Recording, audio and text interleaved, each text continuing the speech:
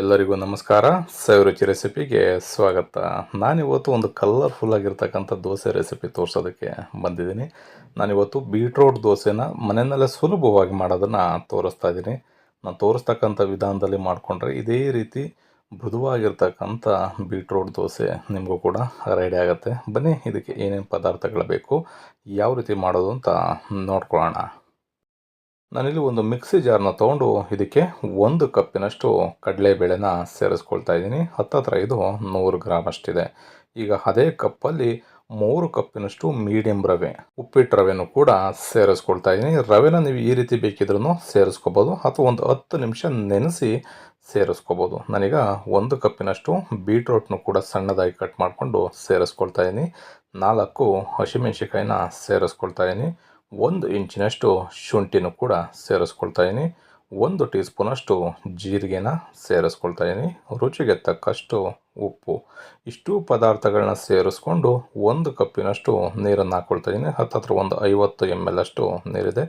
ಈ ರೀತಿ ನೀರನ್ನು ಸೇರಿಸ್ಕೊಂಡು ಜಾಸ್ತಿ ನಾವು ತೆಳುವಾಗಿ ಇದನ್ನು ರುಬ್ಕೋಬಾರ್ದು, ಸ್ವಲ್ಪ ಗಟ್ಟಿಯಾಗೇ ಈ ಬ್ಯಾಟರ್ನ ರೆಡಿ ಮಾಡ್ಕೋಬೇಕಾಗತ್ತೆ. ಈ ರೀತಿ ಪದಾರ್ಥಗಳನ್ನ ಬಳಸ್ಕೊಂಡು ನಾವು ದೋಸೆ ಹಿಟ್ಟನ್ನು ರೆಡಿ ಮಾಡಿಕೊಂಡ್ರೆ ಬಹಳ ರುಚಿಯಾಗಿರ್ತಕ್ಕಂಥ ಬೀಟ್ರೋಟ್ ದೋಸೆ ರೆಡಿ ಆಗುತ್ತೆ. ನಾನೀಗ ಈ ದೋಸೆ ಬ್ಯಾಟರ್ನ ಒಂದು ಬೌಲ್ಗೆ ಸರ್ವ್ ಮಾಡ್ಕೊಳ್ತಾ ಇದ್ದೀನಿ. ನೋಡ್ಬೋದು ಎಷ್ಟು ಕಲರ್ಫುಲ್ ಆಗಿರ್ತಕ್ಕಂಥ ದೋಸೆ ಬ್ಯಾಟರ್ ರೆಡಿ ಆಗಿದೆ ಅಂತ. ಈಗ ನಾನೊಂದು ತವಾನ ಕಾಯಲಿಕ್ಕೆ ಇಟ್ಕೊಂಡು ತವ ಮೇಲ್ಗಡೆ ದೋಸೆನ ಹಾಕ್ಕೊಳ್ತಾ ಇದ್ದೀನಿ. ನಿಮಗೆ ಸೆಟ್ ದೋಸೆ ಥರ ಮೃದುವಾಗಿ ಬೇಕು ಅನ್ನೋದಾದರೆ ಸ್ವಲ್ಪ ಈ ರೀತಿ ಮಂದವಾಗಿ ನಾವು ದೋಸೆನ ಹಾಕ್ಕೋಬೇಕಾಗತ್ತೆ.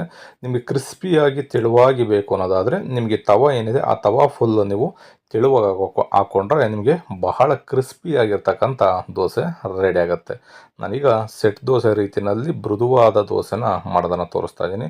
ನೋಡಿ, ಈಗ ಒಂದು ಲೆಡ್ಡನ್ನ ಕ್ಲೋಸ್ ಮಾಡಿ 1-2 ನಿಮಿಷ ಬೇಯಿಸ್ಕೊಂಡೆ. ಅದಾದಮೇಲೆ ಮೇಲ್ಗಡೆ ಸ್ವಲ್ಪ ಎಣ್ಣೆ ಅಥವಾ ತುಪ್ಪನ ಸೇರಿಸ್ಕೊಂಡು ಈ ರೀತಿ ಎರಡೂ ಬದಿನಲ್ಲಿ ನಾವು ಬೇಯಿಸಬೇಕು. ಇದನ್ನು ಒಂದೇ ಬದಿನಲ್ಲಿ ಬೇಯಿಸಿದ್ರೆ ನಿಮ್ಗೆ ಒಂಥರ ಹಸಿ ಸ್ಮೆಲ್ ಇರುತ್ತೆ ಹಾಗೇನೆ. ಹಾಗಾಗಿ ಎರಡೂ ಬದಿನಲ್ಲಿ ನೀವು ಈ ರೀತಿ ಮಿಕ್ಸ್ ಮಾಡಿಕೊಂಡು ಬೇಯಿಸ್ಕೋಬೇಕಾಗತ್ತೆ. ನೋಡ್ಬೋದು ಎಷ್ಟು ಸಖತ್ತಾಗಿರ್ತಕ್ಕಂಥ ಕಲರ್ಫುಲ್ ಆಗಿರ್ತಕ್ಕಂಥ ದೋಸೆ ಸಿಂಪಲ್ಲಾಗಿ ರೆಡಿ ಮಾಡ್ಕೋಬೋದು. ಒಂದು 8ರಿಂದ 10 ನಿಮಿಷದಲ್ಲೇ ಈ ದೋಸೆ ರೆಡಿ ಆಗಿಬಿಡುತ್ತೆ. ಈ ರೆಸಿಪಿ ನಿಮಗೆ ಇಷ್ಟ ಆಯಿತು ಅಂತ ಅಂದ್ಕೊಳ್ತೀನಿ. ಇಷ್ಟ ಆಗಿದ್ದರೆ ಆದಷ್ಟು ಜನಕ್ಕೆ ಶೇರ್ ಮಾಡಿ. ಇನ್ನು ಹೊಸದಾಗಿ ನಮ್ಮ ಚಾನಲ್ನ ನೋಡ್ತಾ ಇರ್ತಕ್ಕಂಥವ್ರು ಯಾರಾದರೂ ಸಬ್ಸ್ಕ್ರೈಬ್ ಮಾಡ್ಕೊಂಡಿಲ್ಲ ಅಂತಂದರೆ ಸಬ್ಸ್ಕ್ರೈಬ್ ಮಾಡ್ಕೊಳ್ಳಿ. ಪಕ್ಕದಲ್ಲಿರ್ತಕ್ಕಂಥ ಬೆಲ್ ಬಟನ್ನ ಪ್ರೆಸ್ ಮಾಡಿ. ನೀವು ಕೂಡ ಮರಿದೇನೆ ಈ ರೆಸಿಪಿನ ಒಂದು ಸಲ ಟ್ರೈ ಮಾಡಿ ಹೇಗಿತ್ತು ಅನ್ನೋದನ್ನು ಕಮೆಂಟ್ ಮಾಡಿ ತಿಳಿಸಿ. Thank you.